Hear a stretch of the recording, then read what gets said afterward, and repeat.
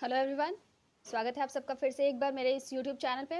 My self सुरुचि सिंह, और आज हम लोग करने वाले हैं अपने लास्ट सीरीज़ को कंटिन्यू, जो कि हमारा बिहार स्टेट के लिए साइंस सेक्शन का बायो के पोर्शंस को हम लोग कवर करने की कोशिश कर रहे हैं।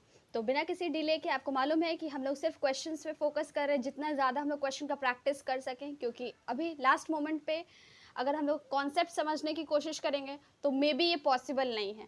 तो अभी जो भी हम लोगों ने पढ़ा है बस उसको रिविजन कर रहे हैं कि किस तरीके से हमारे क्वेश्चंस आ सकते हैं, और अगर क्वेश्चंस आते हैं तो किस तरीके से हम लोग उसको ऑप्शंस के हेल्प से सॉल्व आउट करते हैं। तो देखते हैं हम लोग अपने आज के सीरीज़ का पहला क्वेश्चन, जो कि लास्ट सीरीज़ में हम लोगों ने 25 क्वेश्चन किए थे, तो यहाँ से इस सीरीज़ में जो हमारे क्वेश्चन स्टार्ट होंगे वो 26 नंबर से ही स्टार्ट होंगे। तो क्वेश्चन नंबर 26 है हमारा, which acid is present in tamarind. Tamarind में कौन सा एसिड प्रेजेंट होता है? Citric acid, lactic acid, tartaric acid या स्कॉर्बिक एसिड? तो हमारा इसका सही आंसर हो जाएगा option number C, that is tartaric acid. Citric acid और स्कॉर्बिक एसिड हमारे ये एक ही नाम है विटामिन सी के। लैक्टिक एसिड हमारे मिल्क में प्रेजेंट होता है। इसी के साथ next question, question number 27, which branch of biology deals with study of cancer. Study of cancer कौन से बायोलॉजी के ब्रांच के अंदर स्टडी किया जाता है? ऑन्कोलॉजी, इंटोमोलॉजी, ऑर्निथोलॉजी या डेंड्रोक्रोनोलॉजी? तो हमारा इसका सही आंसर हो जाएगा option number A, that is oncology. Next question, question number 28। तो क्वेश्चन नंबर 28 हमारा कहता है, gas used in manufacturing of camphor is. कपूर बनाने में कौन सी गैस का इस्तेमाल किया जाता है? एसिटाइलिन, सल्फर, कैल्शियम और नाइट्रस ऑक्साइड? क्वेश्चन नंबर 28 का हमारा सही आंसर हो जाएगा acetylene. Next question, which planet is called green planet. Green planet के नाम से कौन से प्लैनेट को, कौन से ग्रह को जाना जाता है? यहाँ पे आप लोगों में से बहुत लोगों का आंसर गलत हो सकता है, वो अर्थ को एज अ ग्रीन प्लैनेट टिक करके आ सकते हैं, लेकिन ध्यान रहे अर्थ को हम लोग ब्लू प्लैनेट कहते हैं और मार्स हमारा रेड प्लैनेट कहलाता है। लेकिन अगर बात करें हम लोग ग्रीन प्लैनेट की, तो हमारा आंसर हो जाएगा क्वेश्चन नंबर 29 का option B, that is Uranus. Uranus को हम लोग ग्रीन प्लैनेट के नाम से जानते हैं। सिर्फ हम लोग यहाँ पे क्वेश्चन पे फोकस करें, क्योंकि हम लोग जानते हैं कि इतना हमारे पास अभी टाइम नहीं है कि बैठ करके एक बड़ा सा वीडियो लेक्चर देखें और समझें उसको, क्योंकि अभी लास्ट फेज में रिविजन मोस्ट इम्पॉर्टेंट है, इसलिए सिर्फ हम लोग टू द पॉइंट बात करेंगे, एक्स्ट्रा कुछ भी बात नहीं करेंगे।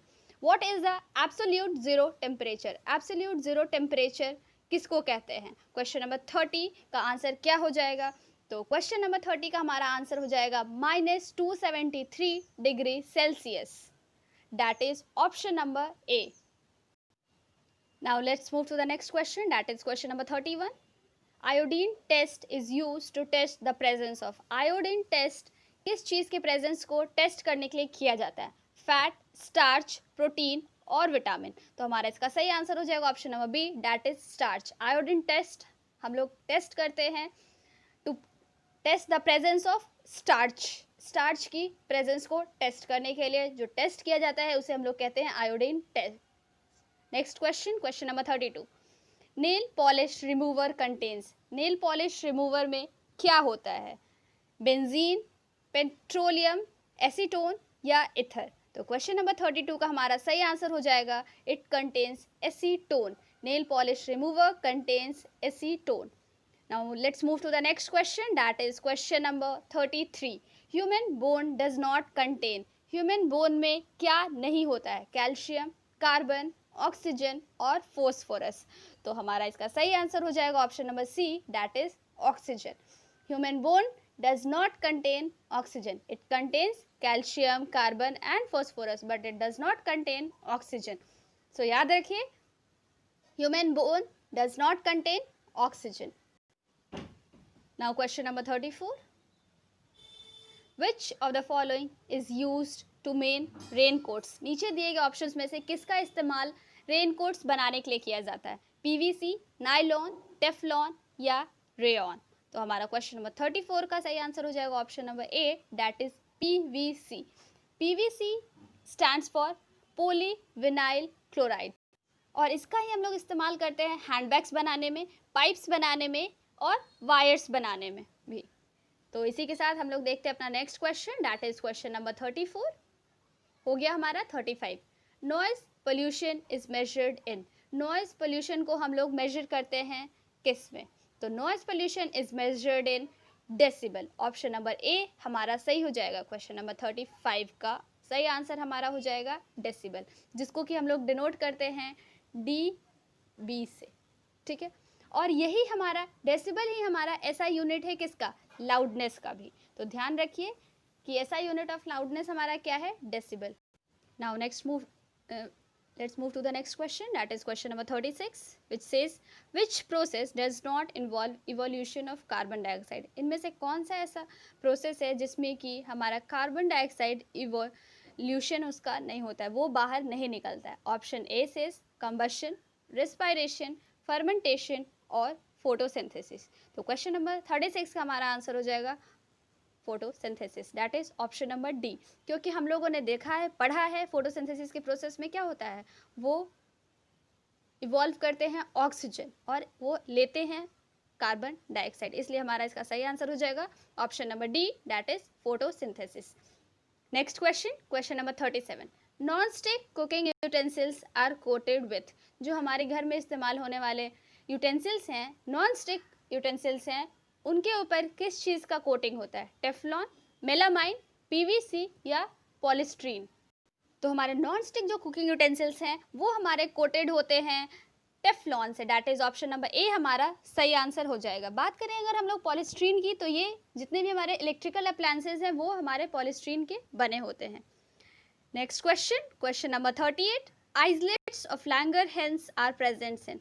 आइसलेट्स ऑफ लैंगरहैंस कहाँ प्रेजेंट होते हैं? स्टमक में, लिवर में, पैनक्रियाज में या हार्ट में? तो हमारा सही आंसर हो जाएगा 38 का option number C, that is islets of Langerhans present होते हैं हमारे पैनक्रियाज में। याद रखिए ये डायरेक्ट क्वेश्चंस आपको ऐसे ही एग्जाम्स में मिलेंगे, और इस वीडियो को मैं ज़्यादा लेंदी भी नहीं कर रही हूँ ताकि आपको कोई भी किसी भी तरीके की परेशानी ना हो, आप डायरेक्टली आंसर्स और क्वेश्चन से अवेयर हो सकें जो आपके क्वेश्चंस एग्जाम्स में आने वाले हैं। तो इसी के साथ next question, who discovered circulatory system.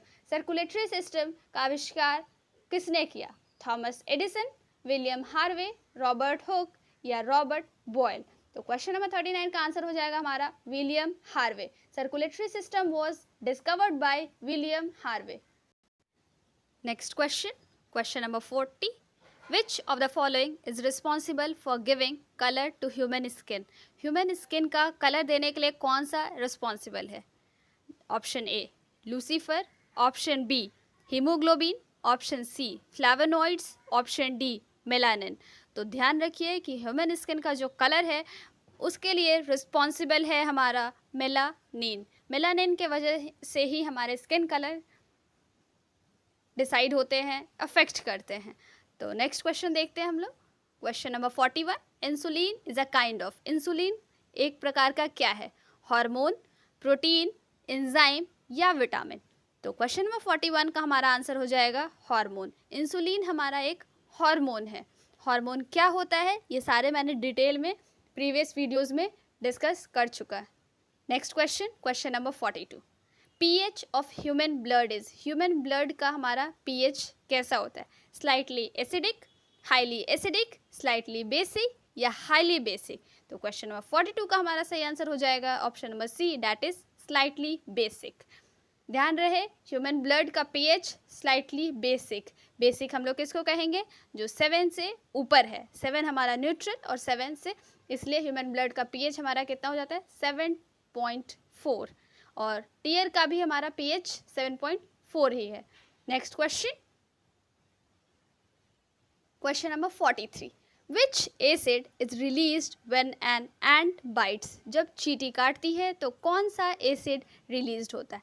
Hydrochloric acid, formic acid, acetic acid या फॉस्फोरिक एसिड? तो क्वेश्चन नंबर 43 का हमारा आंसर हो जाएगा formic acid. And bytes release करता है हमारा फॉर्मिक एसिड को।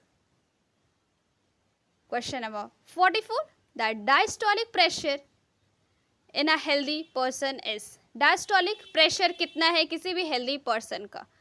तो मैंने आपको ब्लड प्रेशर जब पढ़ाया था तब मैंने डिस्कस किया था कि जो ह्यूमन हेल्दी पर्सन का जो ब्लड प्रेशर है डैट इज, तो वो था हमारा 80 to 120, ठीक है, जिसमें से कि 80 हमारा क्या हो जाता है डायस्टोलिक प्रेशर और 120 हमारा हो जाता है सिस्टोलिक प्रेशर। क्वेश्चन हमारा पूछ रहा है डायस्टोलिक प्रेशर, इसलिए हमारा सही आंसर हो जाएगा option number B, that is 80।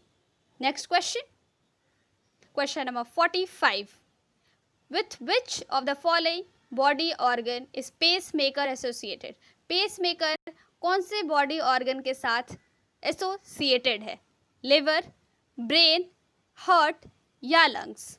तो इसका सही आंसर हो जाएगा हमारा क्वेश्चन नंबर 45 का, दैट इज हार्ट। हमारा पेसमेकर एसोसिएटेड है हार्ट के साथ।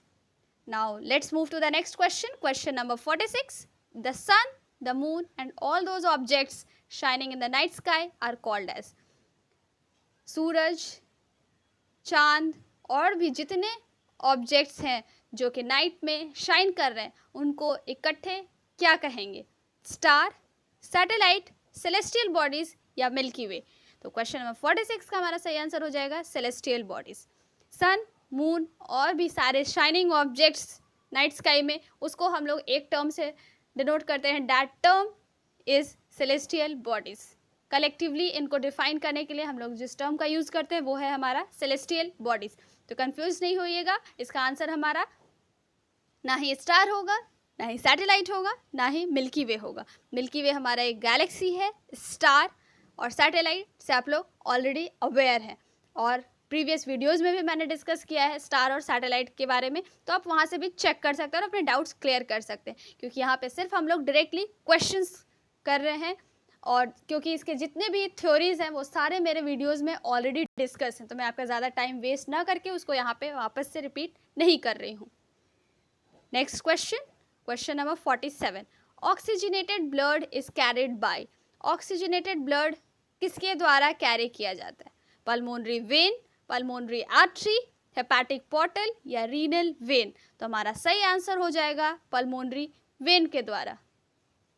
Next question, question number 48, in deficiency of which vitamin blood does not clot? कौन सी विटामिन की कमी में हमारा जो ब्लड है वो क्लॉट नहीं होगा? क्लॉट मतलब जमना, थक्का जमना। अब इसका हम लोग ऑप्शन देख लेते हैं, vitamin A, vitamin K, vitamin E या विटामिन डी? तो इसका सही आंसर हो जाएगा हमारा option number B, that is vitamin K. Vitamin K हमारा रिस्पॉन्सिबल है ब्लड को क्लॉट कराने के लिए, और अगर इस विटामिन की डिफिशियंसी हमारे बॉडी के अंदर है तो हमारे ब्लड जो है वो आसानी से या जल्दी क्लॉट नहीं कर पाएंगे। Question number 49 says which of the following statement is true about endemic species? Endemic species को डिफाइन करने वाला कौन सा स्टेटमेंट हमारा सही है? Option A says they are not affected by the destruction of their habitual.